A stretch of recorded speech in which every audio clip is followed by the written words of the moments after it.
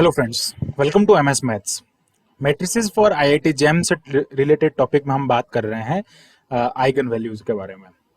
So we were discussing about eigen value part 1 and part 2 and we are going to discuss in this video part 3। So part 3 में हम कुछ important points and note point के बारे में discuss करेंगे eigen values की। Different different matrix के लिए आइगन वैल्यूज क्या होते हैं, उनकी नेचर्स क्या होते हैं, उसके बारे में बेसिकली हम यहाँ पे डिस्कस करेंगे। So now let's start the topic. So basically हम बात करते हैं डिफरेंट डिफरेंट टाइप की मैट्रिक्सेस के लिए आइगन वैल्यूज जो आइगन रूट्स, आइगन वैल्यूज जो होती है, कैरेक्टरिस्टिक रूट्स, उनकी नेचर्स क्या होते हैं उनके बारे में हम यहाँ पे डिस्कस करेंगे। एंड लास्ट में हम इसके एक स्पेक्ट्रम भी देखेंगे कि अलग अलग मैट्रिक्स के लिए इसका क्या स्पेक्ट्रम होता है। तो बेसिकली हम इसको नोट पॉइंट कह सकते हैं। This is the note point. Okay, this is the note point. हम बात करेंगे note point number 1। Note point number 1, that is the eigenvalue of a Hermitian matrix are real। अब बेसिकली यहाँ पे एक नाम आया है हर्मिशियन मैट्रिक्स। ऐसे हमने 8 types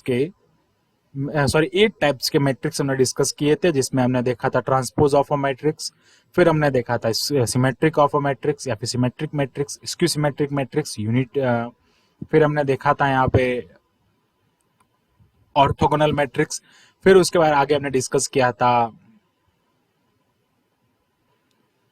ट्रांजुगेट of a matrix. And उसमें हमने टाइप्स डिस्कस किए थे Hermitian matrix, skew Hermitian matrix and unitary matrix.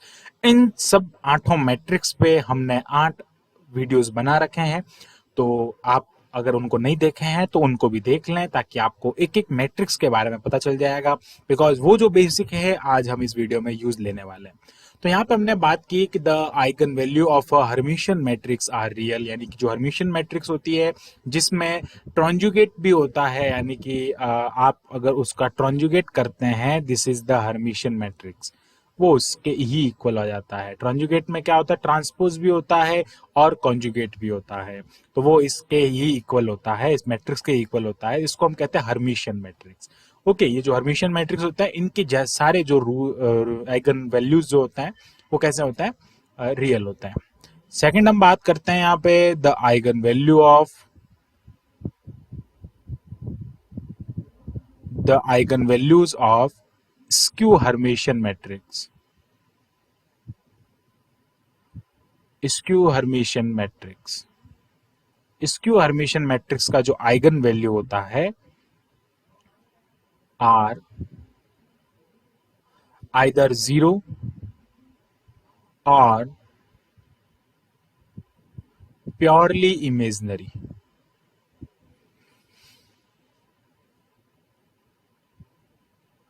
Means जो स्क्यू हर्मिशियन मैट्रिक्स होते हैं, स्क्यू हर्मिशियन मैट्रिक्स की कंडीशन क्या होती है आपको बता देता हूं कि A transjugate is equal to minus of A, then that matrix is called the skew Hermitian matrix.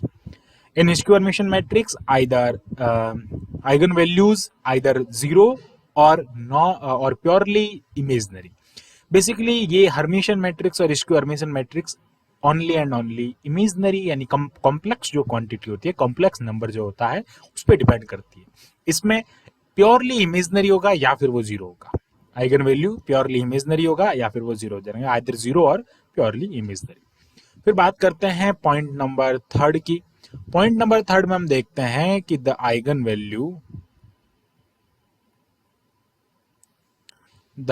Values of an orthogonal matrix और unitary matrix. Orthogonal matrix is a type of the transpose matrix and unitary matrix is a type of the conjugate matrix। Okay, इन दोनों matrix में थोड़ी similarity होती है, but ये जो होता है वो यूनिटरी मैट्रिक्स इमेजनरी पे डिपेंड करता है और वो इमेजनरी पे डिपेंड नहीं करता।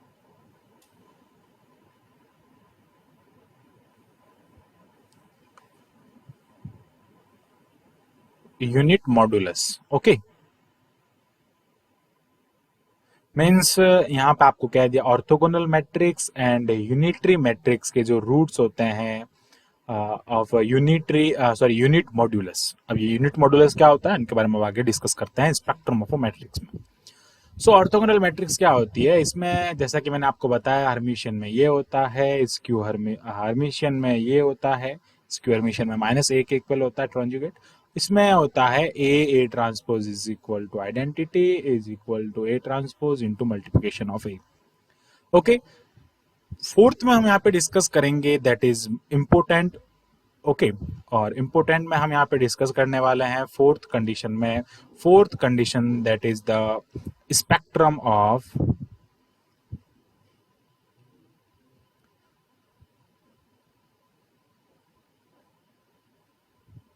The matrix. ये मैट्रिक्स के स्पेक्ट्रम को हम यहाँ पे डिस्कस करेंगे। मैट्रिक्स का स्पेक्ट्रम क्या है वो आप यहाँ पे देखें। सो हम जितने भी टाइप के मैट्रिक्स है उन टाइप के उन सब मैट्रिक्स को हम यहाँ पे लिखेंगे और उनके आइगन वैल्यूज कैसे होते हैं उनके बारे में हम यहाँ पे डिस्कस करेंगे। सो फर्स्ट ऑफ ऑल मैं यहाँ पे देखता हूँ कि जो एक इस टाइप से हम ड्रॉ कर देते हैं। ओके, अब हम यहाँ पे एक सर्किल ड्रॉ करते हैं। ओके, सो बेसिकली मैं बात करता हूँ, चलो एक बार मैं यहाँ से डिस्कस कर ही लेता हूँ कि जो यहाँ पे हमने कहा था कि जो आइगन वैल्यू जो हर्मिशियन मैट्रिक्स होती है वो हर्मिशियन मैट्रिक्स कैसी होती है, रियल होती है। हमने कहा था हर्मिशियन मैट्रिक्स के जो सारे रूट्स होते हैं वो रियल होते हैं। अब ये जो इस एक्सिस पे यहाँ पे जो रूट्स होंगे वो कैसे होंगे, रियल रूट होंगे। ये सिमेट्री मैट्रिक्स के लिए भी डिपेंड करता है, सिमेट्रिक मैट्रिक्स के लिए भी होता है, इसी पे होता है, रियल रूट्स होता है। एंड ये कंडीशन डिपेंड करती है और किस पे, हर्मिशियन मैट्रिक्स के लिए। एक सिमेट्रिक कंडीशन मैट्रिक्स के लिए हो जाएगा, एक हर्मिशियन मैट्रिक्स के लिए हो जाएगा। ओके, फिर हम बात करते हैं यहीं पे, ये बेसिकली ये ना ये एक्सिस जो है वो रियल हो जाएगी। मैं लिख लेता हूं यहाँ पे, ये जो एक्सिस है वो रियल एक्सिस है और ये जो एक्सिस है that is the imaginary axis. 1 minute. This is the imaginary axis.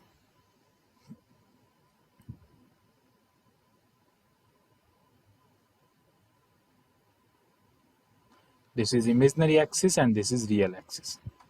Okay. अब हम बात करते हैं यहाँ पे एक सर्किल ड्रॉ करेंगे। अब सर्किल क्यों ड्रॉ करेंगे बेसिकली यहाँ पे हम देख लेते हैं। चलो आपको कुछ और मैट्रिक्स के बारे में बताते हैं फिर हम सर्किल ड्रॉ कर लेंगे। यहाँ पे हम देखते हैं कि जो स्क्यू सिमेट्रिक मैट्रिक्स होता है, देखो सिमेट्रिक मैट्रिक्स और हर्मिशियन मैट्रिक्स आ गया यहाँ पे। अब इसका अपोजिट होता है सिमेट्रिक मैट्रिक्स का स्क्यू सिमेट्रिक मैट्रिक्स और हर्मिशियन मैट्रिक्स का skew Hermitian matrix. Skew Hermitian matrix में हमने कहा था कि आइदर जीरो और प्योरली इमेजिनरी। तो हम यहाँ पे देखते हैं स्क्यू सिमेट्रिक मैट्रिक्स के लिए स्क्यू सिमेट्रिक मैट्रिक्स यहाँ पे हो जाएगा प्योरली। एंड हम बात करते हैं यहाँ पे स्क्यू हर्मिशियन मैट्रिक्स के बारे में। ओके, तो किसके लिए बात कर देंगे, ये हो जाएगा स्क्यू हर्मिशियन मैट्रिक्स। वो भी क्या हो जाएगा, यहीं पे होगा और प्योरली हम कह सकते हैं कि इमेजिनरी भी होगा, प्योरली जीरो भी हो सकता है। ये यहाँ पे क्या हो जाएगा, आयोटा हो जाएगा। और अगर आप बात करें यहाँ पे तो वो माइनस आयोटा हो जाएगा। अगर मैं आयोटा को यहाँ लिखता हूँ कि सर्किल ड्रॉ हम करेंगे यहीं से, तो ये आयोटा हो जाएगा और ये हो जाएगा minus iota. Okay, iota and minus iota.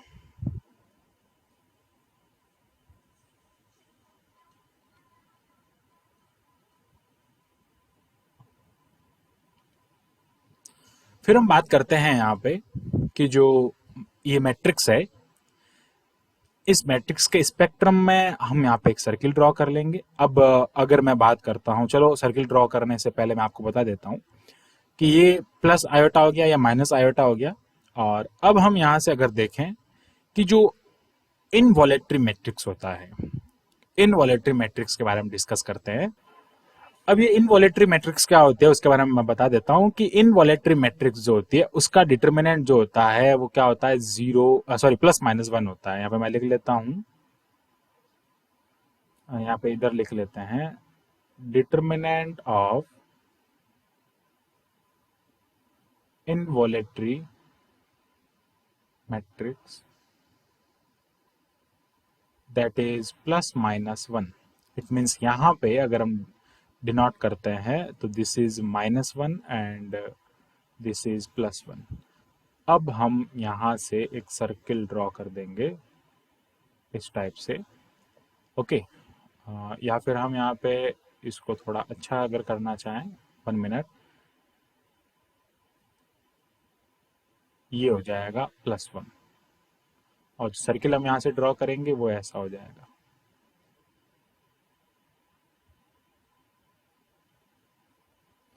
Okay इस सर्किल पे अब हम बात करेंगे कि यहाँ पे 1 मिनट, यहाँ पे हम डिस्कस करते हैं इस कंडीशन में एंड इस कंडीशन में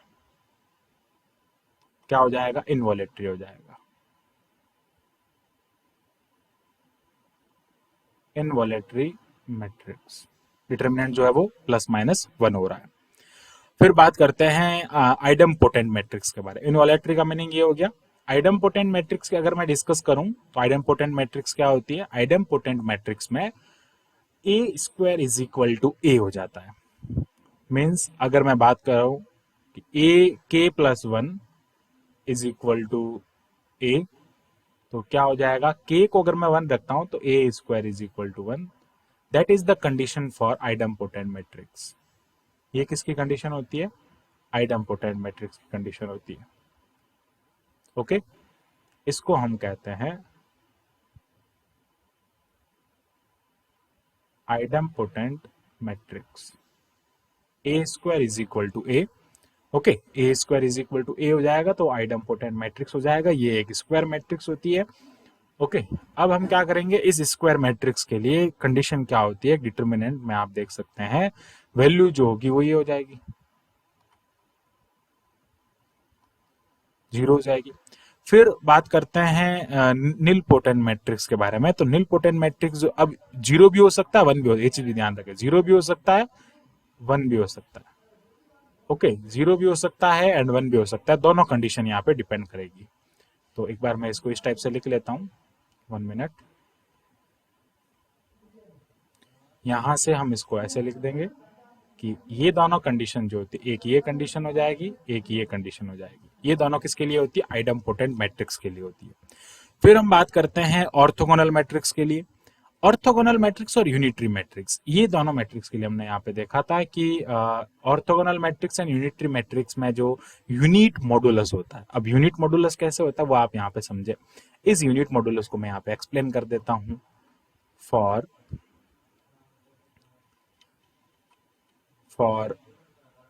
orthogonal and unitary matrix. Orthogonal and unitary matrix के बारे में अगर हम यहाँ पे डिस्कस करें तो हमने कहा था वो एक यूनिट मॉडुलस होता है. कैसे होता है कि x plus iota y is equal to z. अब यहाँ पे हमने देखा था कि अगर मैं इसका मॉड फाइंड करता हूं तो x² plus y² is equal to mod of z होता है. अब ये जो है वो 1 हो रहा है, हमने कहा था यूनिट मॉडुलस होता है, तो ये हो जाएगा जेड. 1 मिनट, ये क्या हो जाएगा यहाँ पे, इस टाइप से हो जाएगा जेड. और ये जो जेड है that is equal to the radius. किसके इक्वल हो रहा है, ये रेडियस के इक्वल हो रहा है.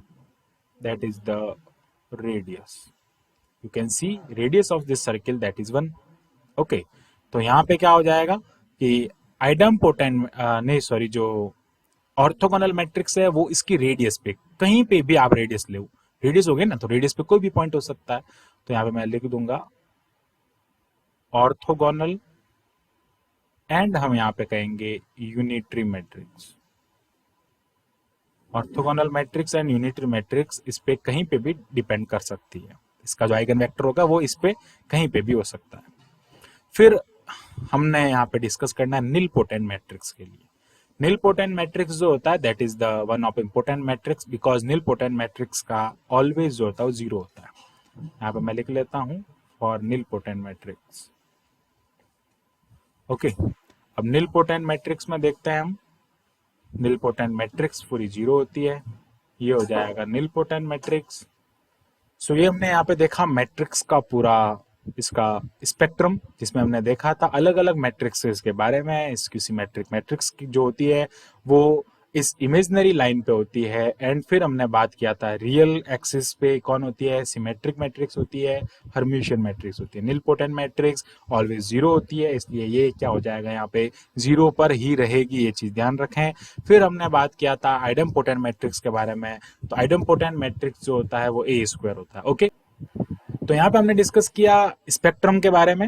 एंड फिर हम देखेंगे इस स्पेक्ट्रम को किस टाइप से यहाँ पे हमने एकदम पूरा डायग्राम टाइप इसको हमने यहाँ पे बनाया है। And now in this video हम यहाँ यहीं तक डिस्कस करेंगे। एंड नेक्स्ट वीडियो में हम बात करेंगे कुछ और इंपॉर्टेंट क्वेश्चन एंड कुछ और प्रॉपर्टी के बारे में।